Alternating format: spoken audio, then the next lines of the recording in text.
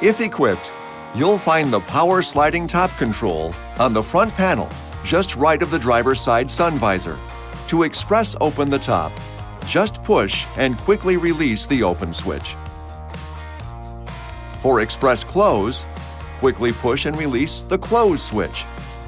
Any use of the switch will cancel express open or close. Push and hold the open switch to open the top manually, then release it to stop it at any position. The close switch works the same way. If the power top detects any obstruction in its path during express close, it will cancel the operation. If this happens 3 times in a row, express close will disable and you'll need to close the power top manually.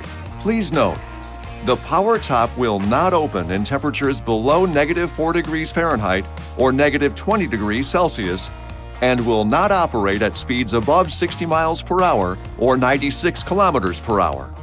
This video is not intended to take the place of your owner's manual. For complete details and other important safety information, please see your owner's information.